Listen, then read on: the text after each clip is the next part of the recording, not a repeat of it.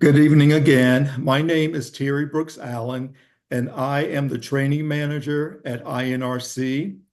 And I'm joined this evening by my coworker, Danae Freeman, and Danae is the engagement manager at INRC.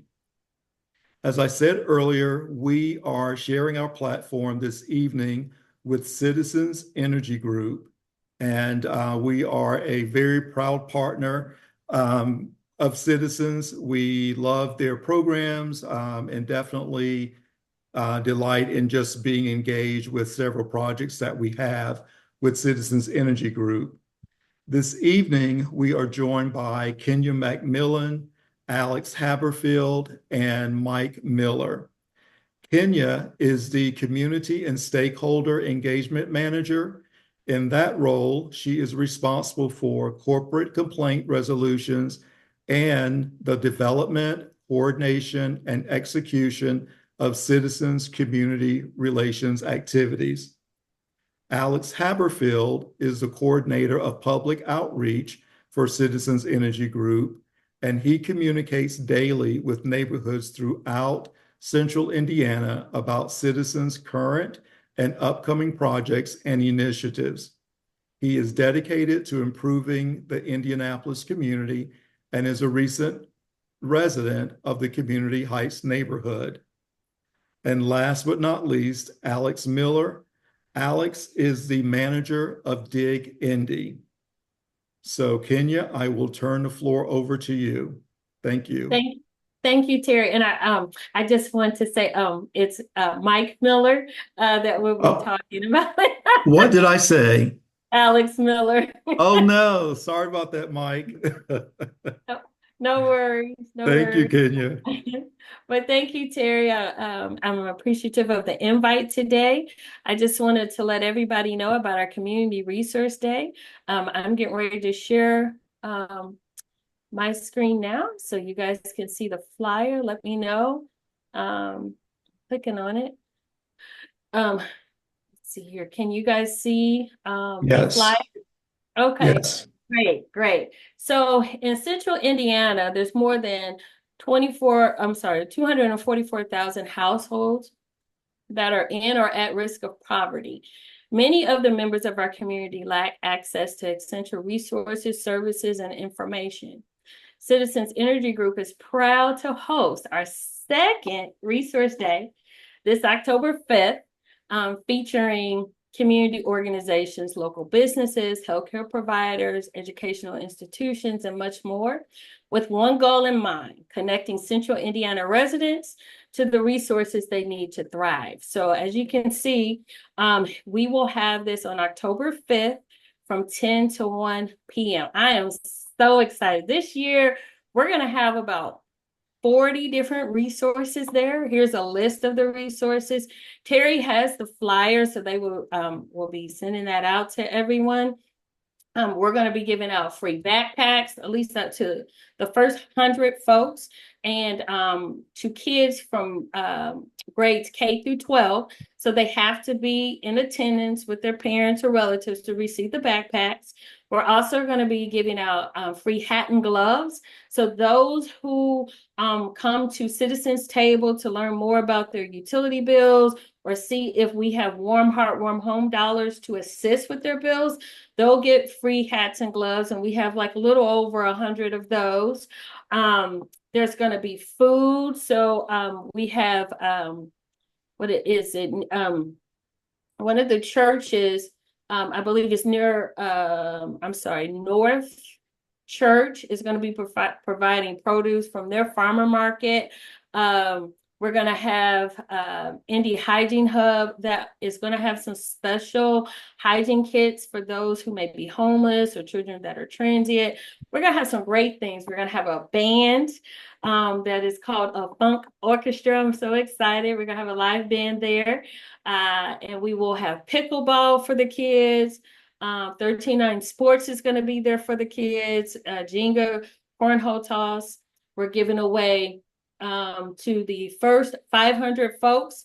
They will get $10 worth of tickets to get free food from our vendors. It's going to be a great time. So please pass along to let everybody know. If you have any questions, please reach out to me. If you want to be a vendor for next year, please reach out to me. So thank you.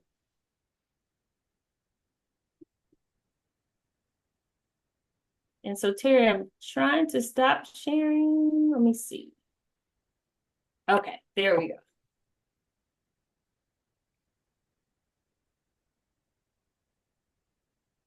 So that concludes my presentation.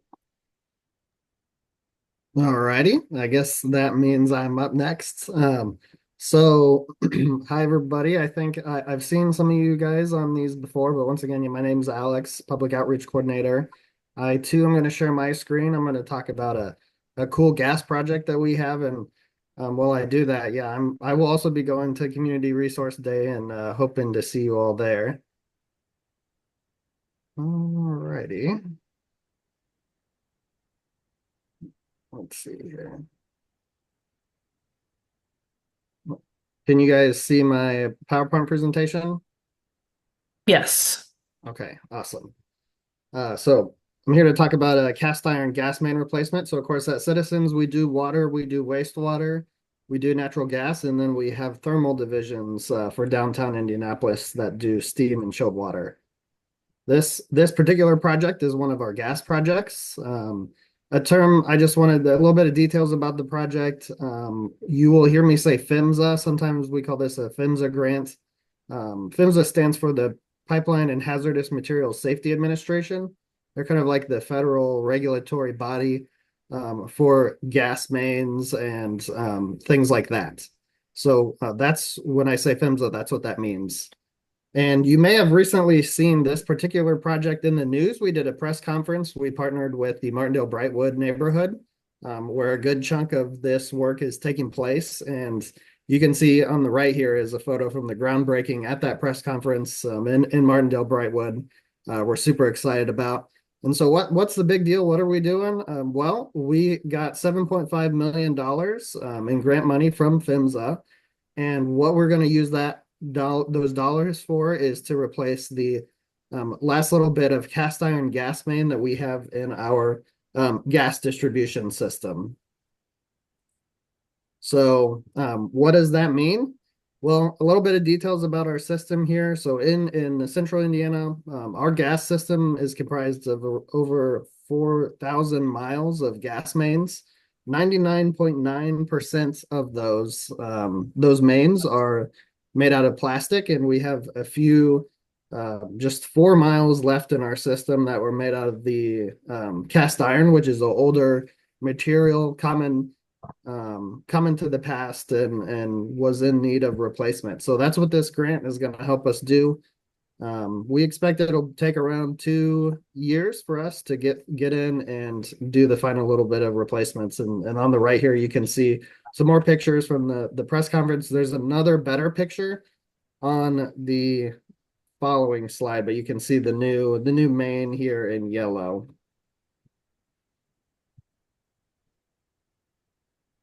So in place of the cast iron, we're going to put in these newer plastic mains. That's what you see here in yellow. So this is a great kind of cutout and example of what this project is going to look like. We're going to find an area where we can expose the old main. Of course, after we take it out of service, temporarily we'll cut through the old main, and then we'll be able to basically slide the new main inside of the old one, and then we can get in and we will put some protective materials around the plastic, and that way it's safe for the long term. And these, not just is this new main more resistant to corrosion and leaking, but it also has, which is of course both good for the environment and for safety purposes. We don't want gas to be leaking. So we're excited about this, and this represents a pretty cool milestone, just because this is the last little bit that we have in our system. So we're really excited to get out the word and get the cast iron replaced. and have this new line in place. So we have had our system recognized in the past as being one of the best maintained systems by the Environmental Defense Fund. And really what they were looking at is to measure how much leaks we do. We do like we have crews that go around and survey for leaks. And we find that we don't have a whole lot of that. So that's good. I do have a video here. I know we've got Mike is coming up next, and he's going to talk some about our Dig Indy project, which is a wastewater project. So we don't necessarily have to watch this, but if you are watching this on YouTube, if you scan the QR code that's on the right here, and it'll be on the next slide, it'll take you to this natural gas distribution virtual tour. So we have a really cool series of virtual tours on our website that kind of cover all the different aspects of Citizens. And this is a really cool one. And it talks about some of the advantages to where we're situated with respect to being next to several pipelines and our gas storage down in Greene County, and a bunch of really cool things that we don't have to sit here and watch today. But if you're at all interested in learning more, this is a really cool video. So we will skip through this, and then this kind of leads me to my question slide here, which if you do have questions, feel free to reach out to me. And then once again, this QR code is on the website, or takes you to the YouTube.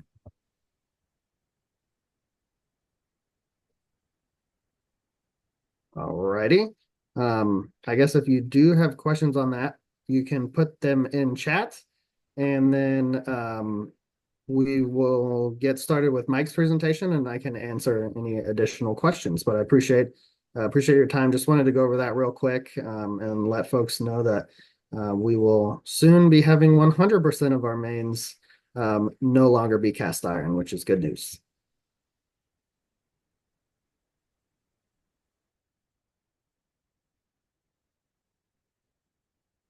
Oh, you're muted. Thanks, Alex. Sorry about that. I'm not used to Zoom. So my name is Mike Miller. I'm the manager of the Dig Indy Tunnel program. And we're going to talk about what that program entails and where we've been and where we're headed with this program.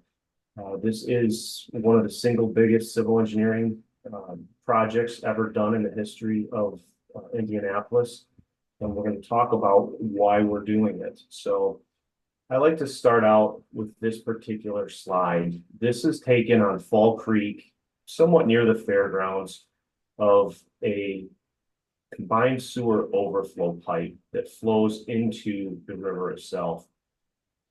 The city of Indianapolis has an antiquated sewer system, and when it rains, that stormwater combines with sanitary flow. So anything that you're flushing down the toilet, anything that's getting in from business process water, garbage disposal, showers, street drains, all of that flow can make its way right into one of 6 waterways within central Indianapolis. And so in 1974, 1971, the Federal Environmental Protection Agency came up with a new set of laws. I'm trying to figure out what this is about. Pardon me? So that was somebody that wasn't muted. Came up with a new set of laws that required cities like Indianapolis to clean up these waterways because on average, we're putting approximately 5 to 6 billion gallons of sewage in local waterways in any given year in central Indianapolis. And the map on the left represents each of those waterways, and you're familiar with Fall Creek, Pogues Run, Pleasant Run, White River, Eagle Creek. And we have 134 points that are similar to that photo that I just showed, where that sewage flows into the rivers in a yearly basis. So we are federally obligated. Basically, the Environmental Protection Agency sued Indianapolis and required Indianapolis to clean up that antiquated system. So that's what the Dig Indy system is doing, is we're cleaning up that antiquated system so that by the year 2025, we will eliminate up to 99% of all of that sewage that's currently going into the river, similar to that picture I previously showed. And Indianapolis is not alone. There's over 800 cities within the United States that have these antiquated systems where the rainwater combines with the sewage and goes into local waterways. Why is that bad? Well, that's where our drinking water comes from as well. That's where we recreate. That's where we swim. That's where we fish. And if we're putting billions and billions of gallons of sewage into those waterways, it's not healthy for that environment. And it's certainly not healthy for us and our water supplies. So this is going on all across the United States. And in Indiana, there's over 100 cities and towns alone that have these types of systems that are required to clean them up. So Indianapolis and then Citizens Energy Group has entered into a legally binding agreement between the Indiana Department of Environmental Management and the Environmental Protection Agency through the Federal Department of Justice, legally requiring us to clean these systems up. So that's important to understand. It's the right thing to do, but we're also legally bound to do it. So on the left, you'll see a network of different color squiggly lines, and what those represent are the Dig Indy tunnel system. So in essence, we are constructing almost a 29-mile network of 6 different tunnels that are located almost 250 feet deep below Indianapolis. And now a portion of these tunnels are active, are operating, and then by 2025, all 29 miles will be operational. And what happens is instead of the sewage going into the river system, we collect it and divert it into the tunnel system, where it's stored and then goes down to our Southport treatment plant, which is one of 2 treatment plants that we have. And it's treated just like sewage would be in the sanitary sewer pipes before it's released to the environment. So again, if you take nothing away from today's presentation, we're building a big underground storage tank to collect sewage that would otherwise go into the river system based on a federal consent decree with the Environmental Protection Agency. This is going to take construction began in 2012 and will be done by the end of 2025, so about 13 years to construct. And again, the tunnels are about 250 feet deep, and I'll have an example photo in a couple of slides. We have, I mentioned 6 tunnels themselves, and then we have one other project over in Brookside Park, if you live in that part of town, that I'll talk about. But we have 64 milestones that we have to comply with, and we've complied with 62 of those milestones so far.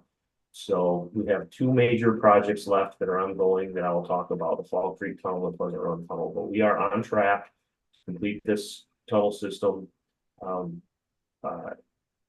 within the schedule that is allotted by the Environmental Protection Agency. And we are slightly under budget right now, which we're happy to report as well. So I can talk a little bit more about that in a few minutes, but I want to really just talk about where we started and then where we're currently at, and then we'll get into some questions. But some of this is show and tell. This is one of the biggest projects that a lot of people never have even heard about. And the cost of this project is right around $2 billion. And again, 13 years of construction completely spanning below the city of Indianapolis. This project is very well known around the world, actually, because it is such a large, complex tunnel system. One of the biggest tunnels ever constructed in the United States. So we really appreciate opportunities like this to speak to the public and the different groups. We do this a lot. I've probably given between 400 and 500 of these presentations over the last 11 years. But the world press has really caught on to this project. And it's interesting because I'll meet people from around the United States that know about the project, and then I'll meet people from Indianapolis that have never heard of it. So we like to get the word out about what we're doing and how important this is for the environment and for our own health. So again, on the left-hand side, map of 6 different colored squiggly tunnels that go all the way from Southport on the south side of Indianapolis, south side of the loop. All the way to the north, the green line, the very tip of the green line is up near the fairgrounds, the state fairgrounds. And then the blue line on the right or on the east goes all the way out to the Pleasant Run golf course. And again, those tunnels comprise about close to 29 miles of deep sewage storage. And then each of the little white flags represents a job site that we have on the ground surface, because we have to connect the existing sewers into the new deep tunnel system. So we have to do a lot of construction on the ground. And this is where we're very visible. If you've been impacted by any type of big Indy traffic or detours, we've had a lot of major roads closed. And I'm going to share a site or two that's kind of high profile, but we are working in neighborhoods. We're working downtown and across the expanse of the city. So in addition to the deep tunnel itself, we have close to, I want to say 150 to 200 job sites that we've impacted the city with on this project. But these are the major ones. There's about 40 job sites shown on this project or on this map. And then I'll show you the next map.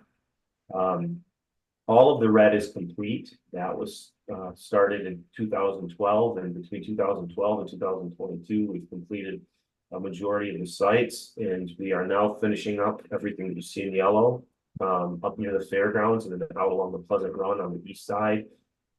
And we will talk about that in a minute. But we're talking big sewers. That pipe that you see there is a pipe that we had to dig up, and we have to modify, and we have to take that flow and we have to put it down into that deep tunnel system. And this is indicative of the majority of this project, that we've got real big pipes, real deep underground that we've got to modify. And so each of the components in the system are very large, complex. And again, this is probably one of the most complicated and largest engineering projects that's ever been done in the city's history. This is a site, if you're familiar with Fall Creek Parkway, that's the Carson Governmental Center. We have a site right there out their front lawn. And I show these photos just to kind of highlight where we're working in these heavily urbanized areas, and how we have to plan and work with local government officials, local stakeholders, local businesses, and certainly local residents to minimize impacts to these really big projects. This was a couple years ago. This is actually Meridian Street at 28th. So you're probably all well aware Meridian's one of the biggest north-south corridors that comes into and out of downtown from the northern suburbs. And we had to close Meridian Street. The reason we had to close Meridian Street is because we're targeting existing infrastructure that was built 100, 120 years ago. So we didn't necessarily control where the sewers were.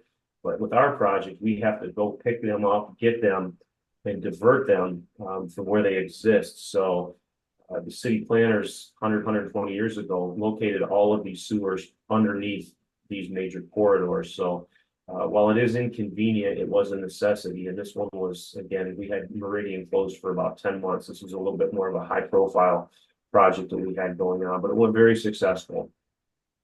This is a project on IUPUI's campus. If you look across the river, you can see the zoo. So we worked with Indiana University. We impacted their campus for about 1.5 years. And again, these are big projects, deep projects, and a lot of planning goes into them. These high profile sites. These are what get into the news. These are what get noticed a lot. This one was another one, just a good example. We had to work with Lucas Oil Stadium, so the downtown CIB, as well as the NFL on this one, because the NFL has jurisdiction over that building. So, again, high profile site. This one directly downtown, as you can imagine. Again, a lot of planning and goes into it. And this one's behind us as well. So if you were to drive around South Street or Missouri, you'd never even know that we were there for the better part of the year. So kind of going back in time, I want to talk about where we started, which was on the very south side of town near our Southport treatment plant. And you can see that tan line and that red line were the very first 2 tunnels that we built. That comprised about 9.5 miles of a deep tunnel. And we started those in 2012, and they were functional by 2017. And I'm just gonna flash some quick statistics up. I'm not gonna get too much caught into this next slide. But again, a little over 9.5 feet of tunnel, cost about $220 million to construct those first two tunnels, and construction was complete in 2017. Between 2017 and 2022, those two tunnels helped capture 2.3 billion gallons of sewage that would have otherwise gone to the river system. And again, that's what this whole thing is for, is we're capturing and storing sewage to keep it out of the waterways and get it to the treatment plants. And I'm happy to report that with some of the additional work we've done, we're actually over 6 billion gallons of sewage captured at this point. Our biologist friends and our friends of the White River are telling us that they're already seeing noticeable differences in the water quality in the river. And we do expect certain fish species to return to the river system, as well as other microbial and aquatic life. So it's very positive. Just a little show and tell. That's how big the tunnel system is. That's 20 feet in diameter, or 20 feet high. And this was during construction. There was a lot of utilities in there because to run the machine and support all the people working in the tunnel. We have a lot of utilities, which all come out when we're done, and then we put a concrete liner in the tunnel system when we're done. So that's the first couple feet of tunnel we ever mined in 2013, which have been in use since 2017. So a little bit of history there. We have tunnels. I showed you all the squiggly lines. They split off from each other. So on one side we have a portion of the Deep Rock Tunnel, and on the left side we have part of the Eagle Creek Tunnel. And so it is kind of a maze down there when you get underground. And if you were to get on a bicycle or walk through each of these tunnels, there is a little bit of a maze to it to be able to follow each of them. But in general, they follow the water bodies because that's where the actual sewage flows into. So that's the easiest, quickest place for us to pick that sewage up, is adjacent to the water bodies. This is always a momentous occasion when that big tunnel boring machine makes its way to the end of one of these tunnels. It's a big celebration because you can imagine we're driving 250 feet underground and uphill and around turns. And so to end up where you actually needed to end up is always a nice engineering feat and a big celebration. So always want to celebrate the wins. And that was the end of one of those very first tunnels that we had mined a number of years ago.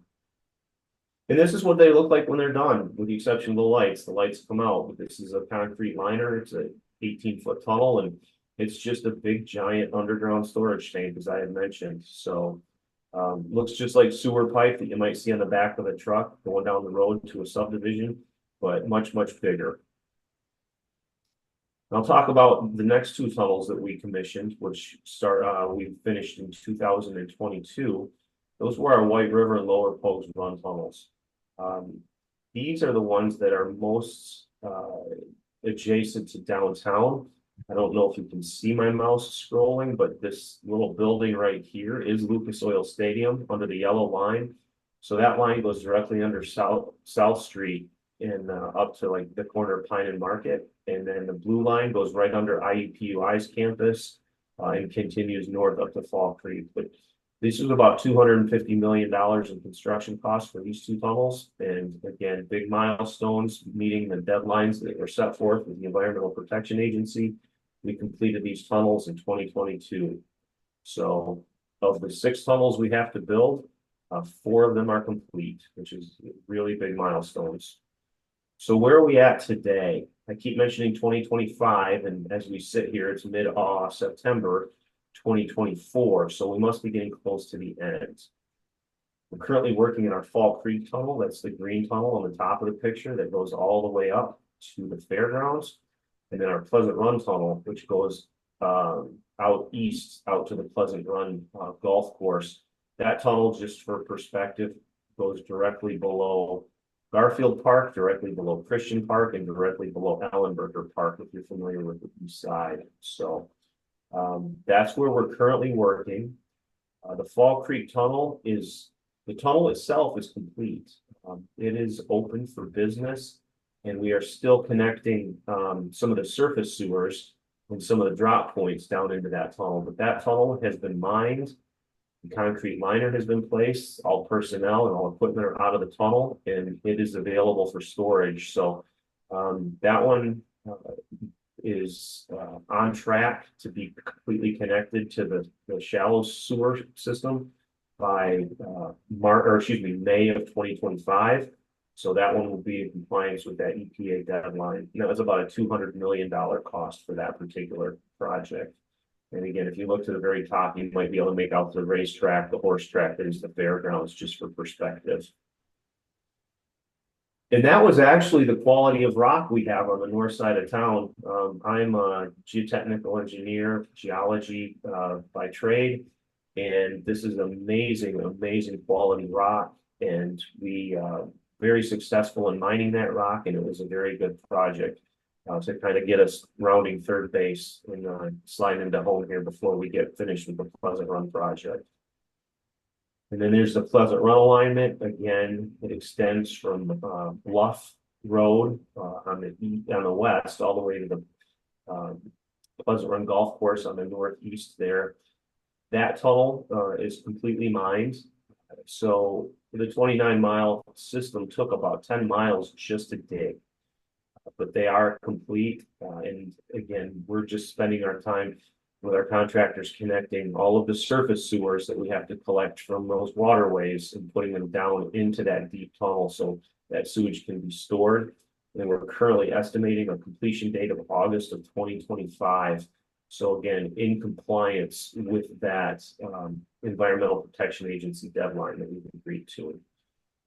And again, just another celebration. That was the end of the line. That was the very last bit of tunnel. And again, 10 years worth of effort mining those tunnels, and a lot of happy people being complete with that. I'm a little sad because this is what I do, so it means that it's nearing the end. But again, still a great achievement for citizens and our contractors and the residents of Indianapolis. And this is a little bit of a unique project. So I mentioned that the tunnel is just a big underground storage tank. Well, in one part of town, our Upper Pogues Run CSO abatement, this is up near Brookside Park. We did build just a big underground storage tank. It didn't justify putting a tunnel up there, but we needed a couple million gallons in storage so that when it rains, instead of that sewage going out to the river system, it would fill up this tank, and then we could empty this tank back into the sewer and it would be treated. This was a little bit of a unique project. Pretty big project. That tank, for perspective, is about 65 feet wide and it's about 115 feet deep. But what's really interesting about it is it's built directly underneath the Brookside Park Frisbee golf course. So if you're out there enjoying a round of Frisbee golf on Brookside Park, you have the opportunity, probably unknowingly, to walk directly over the top of that tank, which spans about 115 feet deep. Because when we were completely done with it, we buried it. The grass is a little bit better vegetated out there now, but if you're ever out in Brookside Park and see some of those yellow pylons or that little building, just know that there's 2 million gallons of big storage under there. So the Dig Indy system, we typically concentrate on the tunnel piece because it's the big piece. It's the most expensive piece. It's the most complex piece. But we also have dozens of other small projects where the ultimate goal is to clean up the river system and prevent all of that sewage from getting out there. And we anticipate being able to have that complete by the end of 2025, just as we have agreed to in law with the Environmental Protection Agency. So again, we're getting very, very close to the end of probably the biggest project ever completed in the city's history. So, and it couldn't be done without a great team of engineers and contractors. So that being said, I'm going to take a breath and I can entertain any questions if there are any. And Terry, if there's anything in the chat, if you can read them, I'd appreciate it. But I'm happy to take any questions. And if there aren't any, that either means I bored people or I did a really good job, and we don't need to differentiate pitch. So I appreciate everyone's time. Again, I appreciate opportunities like this to get the word out about these projects because they are very impactful for all of the residents within Indianapolis. Mike, I have one question. The last photo that you showed of the park that had the house on it. Yep, that's a little Yes. control building.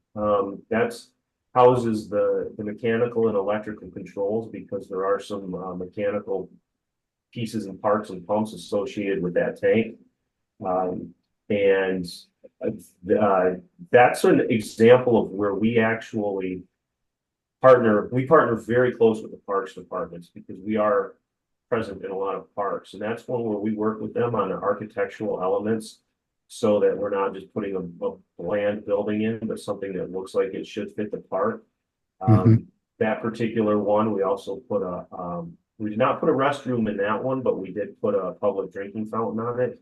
And we try to work with the parks from an aesthetic element to make sure that they're happy with whatever's ending up there. Because I didn't tell much of the backstory, but the presentation, or excuse me, the project was originally owned by the city of Indianapolis.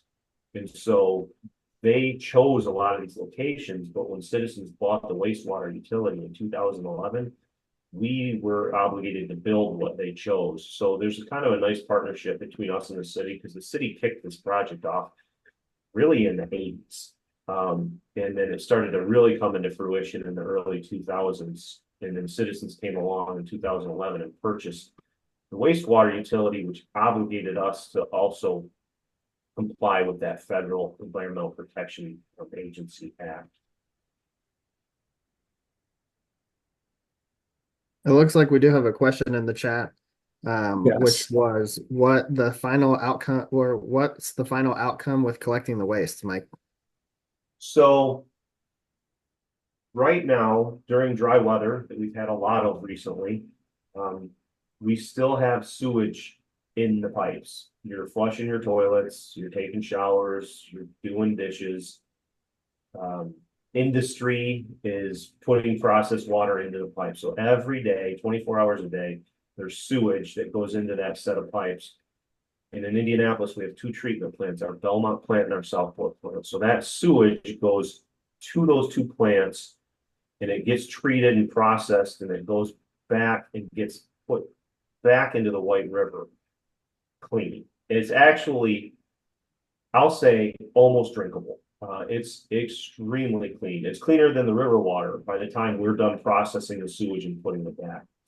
So the same thing happens to all of the sewage that we're collecting in the tunnel system. So instead of that sewage being a straight flow, straight dump right to the river when it rains, because again, that rainwater fills those pipes up, combines with that sewage, and then out it goes.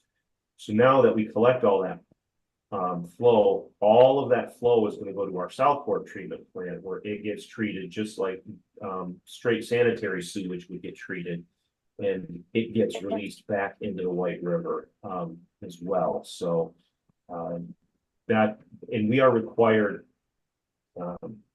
The size of the tunnel is all based on the amount of rain that we would get in a historic period. So we looked at 100 years worth of data and then designed the tunnel because there's an affordability aspect to this as well. So the EPA says, how much can you afford to capture and treat and build this tunnel? So we settled on 95% because the harder it rains, the more sewage you have.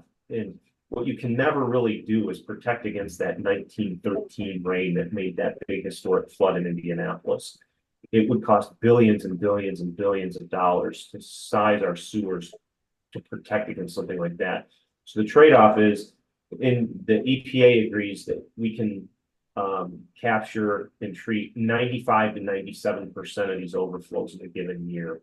And then if we get that big historic rain, if you look at what's going on in the Carolinas right now on the news, and they're just getting hammered. If that was to happen here, we get a pass from the EPA to say, okay, we understand that's some big act of God that we're not going to make you have to pay for to size those tunnels. So we have actually achieved some engineering savings on these, and we will in an average year capture approximately 99% of the sewage that's currently going into the river system. And again, that's on average about 6 billion gallons a year right now. And I often say, if you can picture a 5-gallon pail from Home Depot, we all know what 5 gallons looks like, a gallon jug of milk, or a 50-gallon oil drum. We can all picture that. It's hard to understand what 5 to 6 billion gallons looks like. So the way we kind of equate it is if you took Lucas Oil Stadium and you took the roof off and you filled it with sewage 17 times, that's 5.5 billion gallons. So before this project started, there were 17 Lucas Oil Stadiums of sewage going into the river system in central Indiana. And when we're done, we're going to capture 97 to 99% of that. And we're on track for that as well. So, Wow, a great analogy. Wow, that is huge. That is huge. I'm from North Carolina, and I used to work at Goodwill Corporate right across the White River. right And there I on, would, yes, and I would often hear people say, and this was, I started there in the early 2000s, and we would walk on the river. And, some people just make comments about the water not being clean, but I didn't believe it. But now to hear you talk about it, it's like, wow, maybe they were telling the truth that the water wasn't clean. no, we're hoping, I mean, we work with various city agencies and there's a real thought that by virtue of this project being completed, there's a new economic development driver along the river system within downtown because it's a very underutilized natural resource. So trying to become a river town. Yeah, that's awesome. We have another question. Has Okay. there been any thoughts on converting to gas, Converting into gas? with respect to, Miss Peterson, can you explain your question a little bit clearer? I can say that our big steam plant downtown, where you see the two big right across from Lucas Oil, the two big smokestacks down there.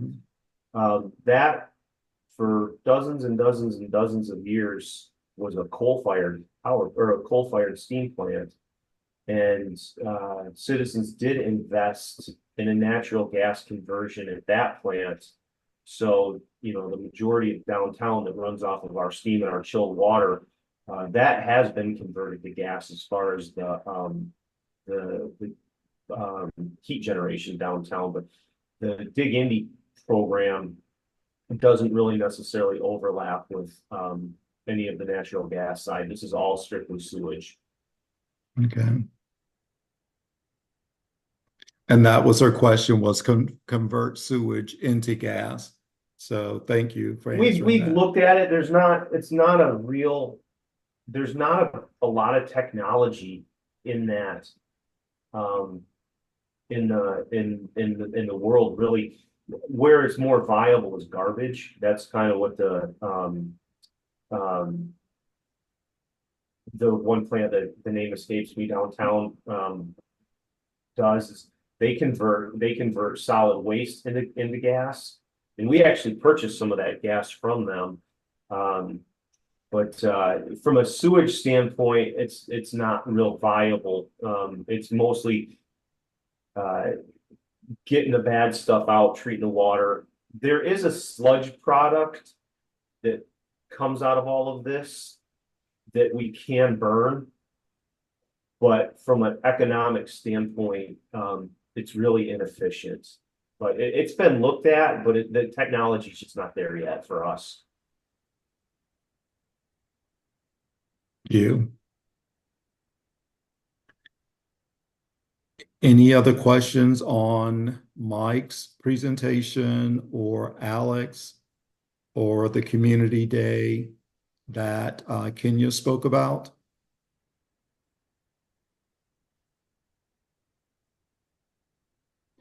Kenya, I have one question for Community Day. Last year, I think there were locations inside the building. Mm. and I missed those. I thought everything was outside.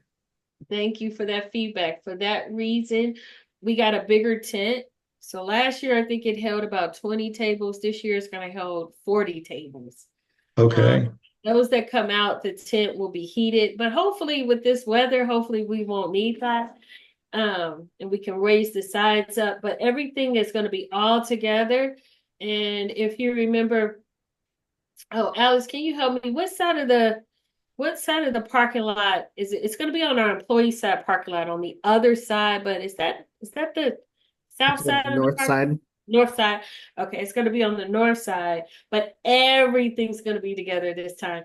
And then the other thing that with the way we're orchestrating it is that to come onto our lot, you actually have to go through the tent, then to get to all the other entertainment and fun stuff. So making sure that everybody hits all the resource tables.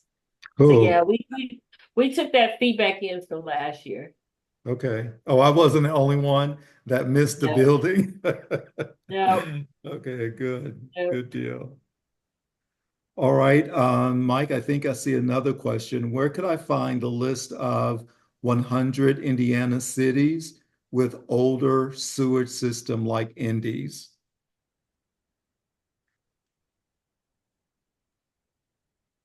So the Indiana Department of Environmental Management, IDEM, has a lot of resources related to the in the keyword is CSO, Combined Sewer Overflow Communities.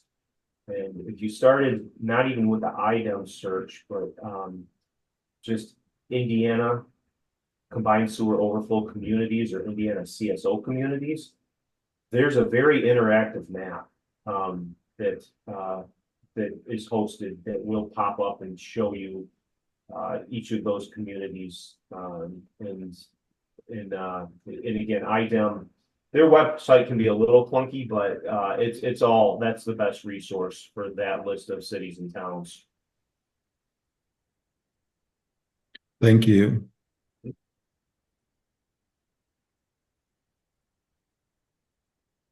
All right, are there, If you don't mind, Terry, if I can just plug, if you're interested in more to do with our program, you go to YouTube and Google Dig Indy. We have a couple of promotional pieces out there that are really well done, plus a dozen years worth of news articles that have covered it. And we also have a kind of a cool three-dimensional video where we fly drones through the tunnel system so you can actually see the tunnels. You can see some of the big infrastructure, but YouTube for Dig Indy is a really good resource as well. awesome, thank you. And neighbors, this video also, all of our info sessions are uploaded, posted onto YouTube as well. So if your friend or a neighbor missed it and you want to share it, just have them go to the INRC page on YouTube, and all of the info sessions that we do throughout the year are posted there. And this one should be posted within the next 2 to 3 days. Danae, 2 to 3 days. Yes, This one correct. this one should be posted as well. All right, are there any other questions or comments on any of the topics that were covered tonight?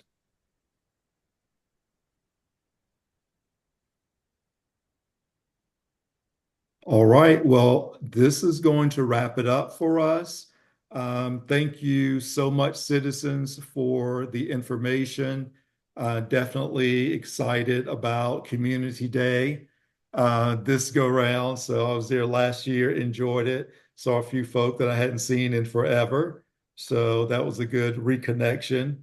And definitely Mike and Alex, thank you so much for the information that you all shared. Very, very interesting work. So thank you all again for joining us for this September info session, and we will be promoting the October info session very soon, and we will be hosting Andre Carson's office, a representative from Andre Carson's office for that session. All right. Thank you so much, and we will see you in October. Have a good evening. Thank you, everyone. We Have a appreciate great evening. Thank you. Thanks. Thank you.